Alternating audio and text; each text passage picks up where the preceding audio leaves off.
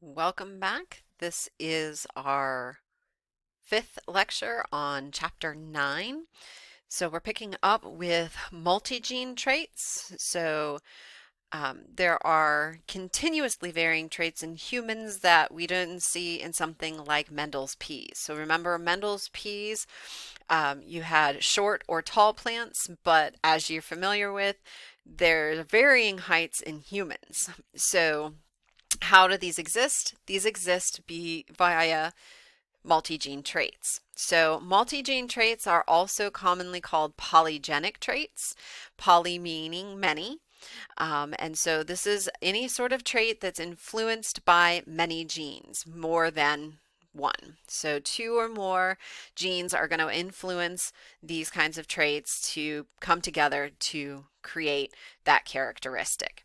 So the most common one we think of is something that creates an additive effect when you get the alleles for multiple genes contributing to the phenotype, like height. So when you get a group of humans together and organize us by our height, this is what we pretty much see. They've actually arranged these people back here from shortest to tallest.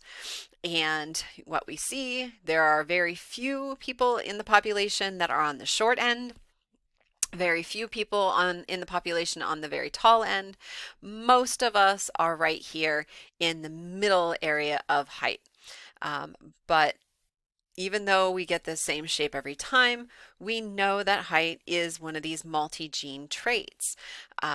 We know that it's controlled by at least two traits, or I'm sorry, at least two genes, but it's not just controlled by your genes.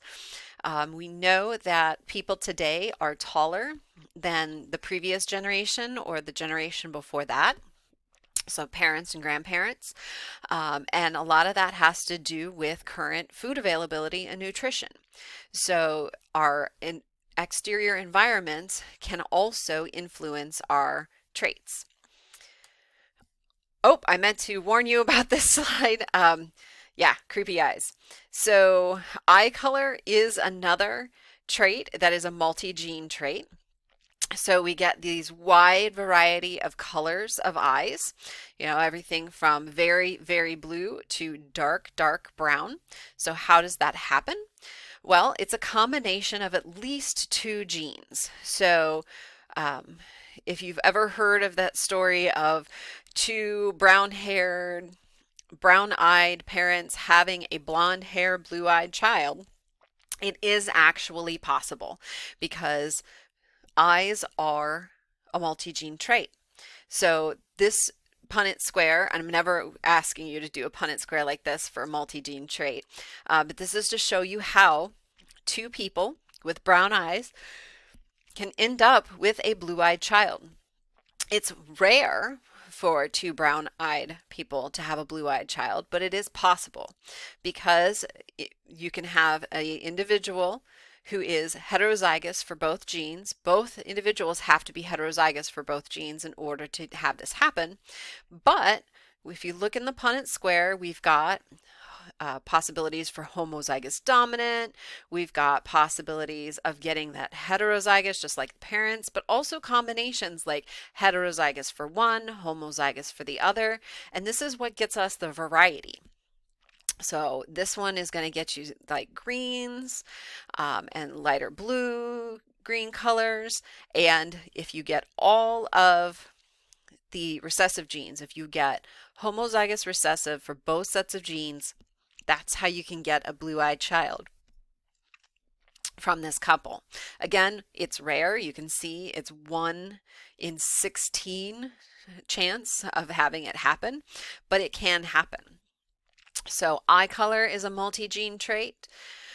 Skin color is another multi-gene trait. This one is a little different because it's the number of alleles, or I'm sorry, the number of gene copies that you get. So there are 3 genes. You can see A, B, C, 2 alleles for each. So you've got a dominant and a recessive.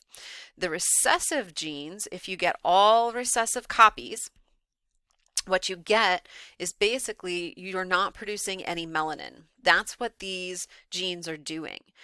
So a dominant copy is going to produce melanin in your skin, and a recessive copy lacks the ability to make melanin. Melanin is the pigment that makes your skin darker. Especially if you are exposed to UV.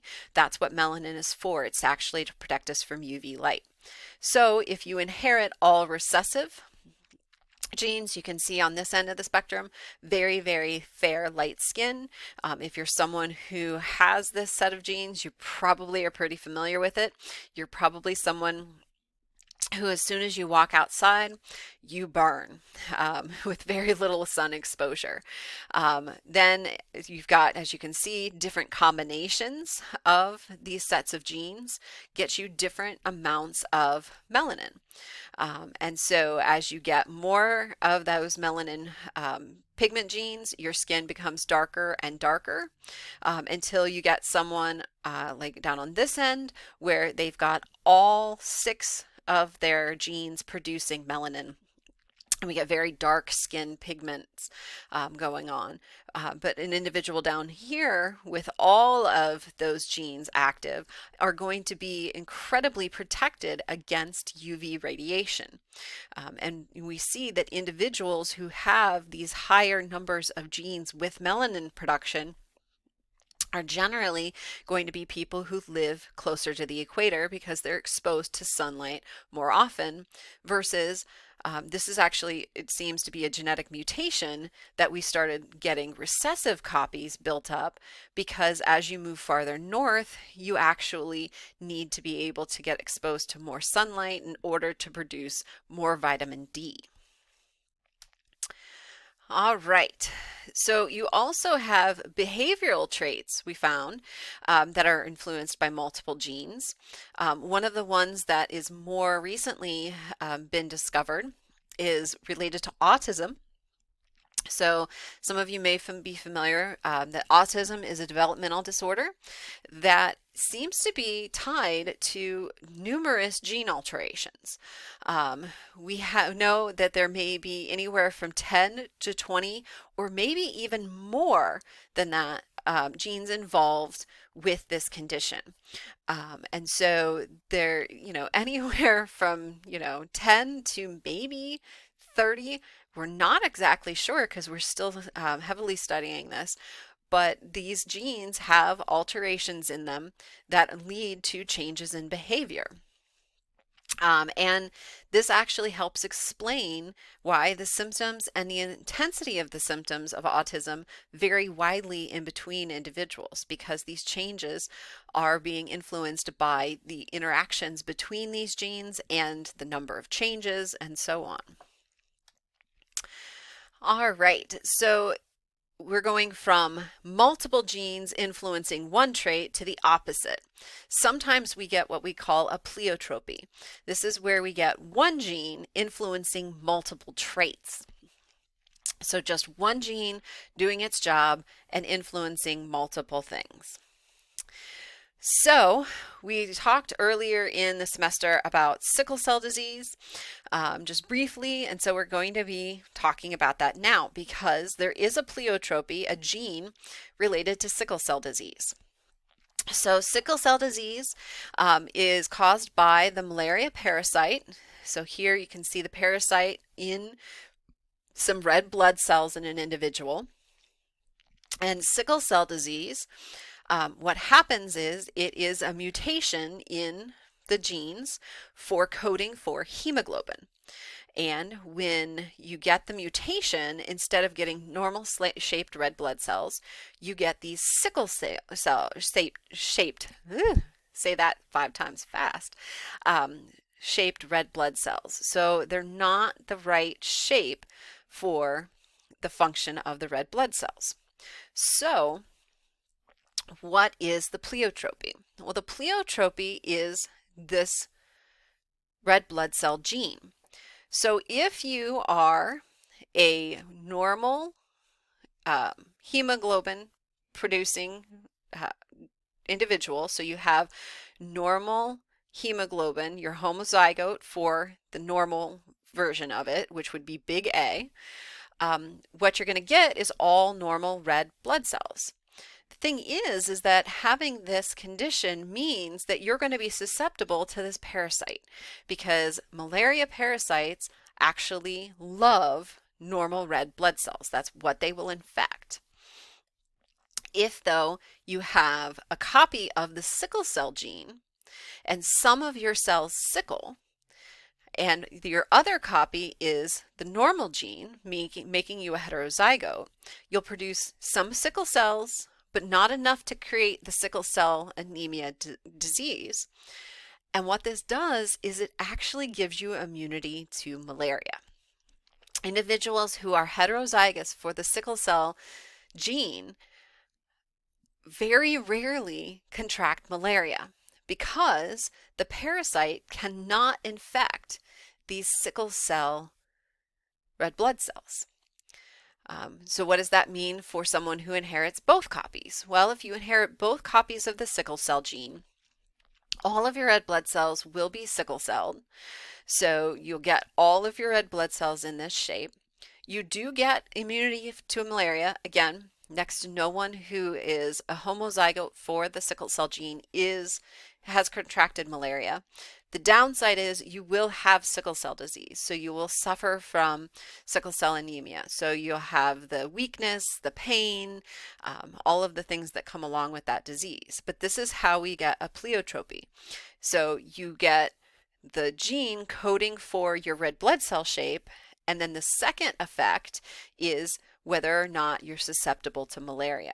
So if you get the coded gene for the sickle cell, then you get immunity to malaria. That's the second effect. The other major pleiotropy that we see in humans is the SRY gene. SRY stands for the sex-determining region on the Y chromosome. So obviously this is only found in males. What the SRY gene does is it actually triggers fetal gonads to develop into testes. So when we start to develop, our gonads, basically what will become our sex organs, are kind of standard. They then get triggered via different types of chemicals like excess of testosterone or the lack of testosterone to develop into testes or into ovaries. So the SRY gene is going to kick in and start developing these into testes. And that then actually starts their secretion of testosterone. So the SRY gene starts the development into testes, then it's a chain reaction. So that's why this is a pleiotropy, because you get one reaction after another afterwards, which starts the other developmental changes to develop the other male characteristics that we see in the male sex for humans.